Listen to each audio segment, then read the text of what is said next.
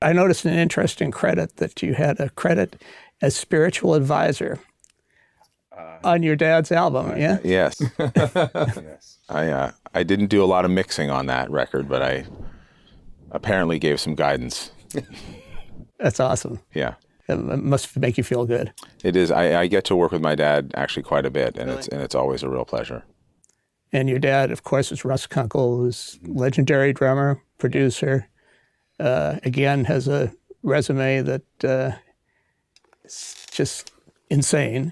It's quite extensive. I actually, still to this day, there'll be, I'll find records and that I'll be listening to and go, "You played on this?" He's like, "Yeah, I did that." Awesome. And actually, I found this morning when I was sort of, researching, I found a credit of your dad's that I had no idea is that he was in Spinal Tap. Oh, yeah. He was in the Flower People. That's awesome. Mm-hmm. I didn't know that either. So it surprised me at all, that's for sure. So where are we with the mix project right now? So right now we're trying to just finish this thing up. It's been a long project. It's been going on for a couple of years now just because it's just hard to get everybody together. And I called Nathaniel a month ago. I said, we just got to finish what we have. So we're maybe halfway done. We have like maybe almost half the songs mixed right now. So we're pretty close. I just want to get this thing wrapped up and get out of here and move on. But stuff sounds great. Really happy with it. And I noticed, there's not a lot of outboard gear here. So could you talk a little bit about your workflow as a mixer? Sure, I mix it. Right, there it is. I think every project will sort of delineate what its process is going to be. In general, I really just try and keep things as simple as I can. I bus internally in Pro Tools. I don't use an outboard summer. Yeah. I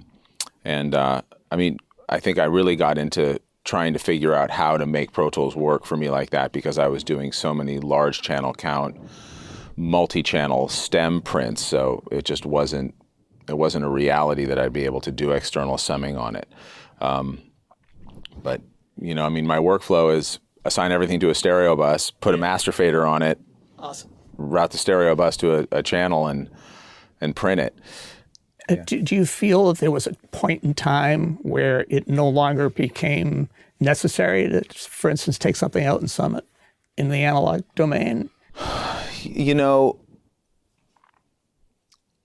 think that equipment that we use in the studio has always had idiosyncratic things about it. Right. You could really lay into the stereo bus on an SSL 4000, but you couldn't lay into the stereo bus on a 9K. And so you just learn that. You don't sit in front of a 9K and go, why can't I lay into the stereo bus? It's sort of what it is, right? You got to, as my friend Billy Williams would say, you got to dance with who brung you. And Pro Tools has its own issues as well. And I think the more you work on any type of tool, you learn the stuff that works and you learn the stuff that doesn't work.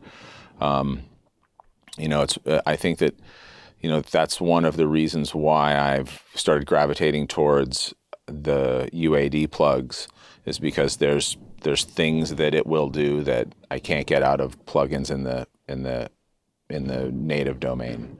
So I think it's just more being aware of what you hear and being honest with yourself about what works and what doesn't work. There's some equalizers where you instantiate the plugin and you don't change anything about the settings on it. It's in theory flat and it has an impact on it. There's peak limiters that when you use them, they'll give you the leveling you want, but the depth of your stereo image will suffer. And so just like the difference between a 4K or a Focusrite or a 9K, you learn what those textures are and you learn to work within their limitations and get the most out of your tool that you can. So you choose your tools, yeah, and you work with them the best you can. Yeah, you listen. I think it was like when digital really came out, there was this sort of kind of false promise that if audio was passing through it, it was perfect, and if there's one thing that we all should have learned from Doug Sachs, it was that you can't do anything to digital and have it not change the way things sound. And I remember when we did we were doing a trio record, the second trio record at the site with George, that I was an assistant on, and we recorded it to analog and to digital. And George gave a speech at AES about it, and he, now this is several years ago, so hopefully I'm not going to misquote him, but the gist of what he was saying was that when he listened to the analog playback versus the digital, the hi-hat in particular on the analog sounded more like the hi-hat did in the room when Jim Keltner was playing. And that as if you look at the way digital measures, it will usually measure better than analog. It'll have better IM distortion, it'll have better wow and flutter, it'll have better noise. And so as scientists, we have to acknowledge that there's something about that we can't measure because it clearly is different, right? So I think that there's things that we can hear that we can't qualify, but that doesn't mitigate the value of the perception.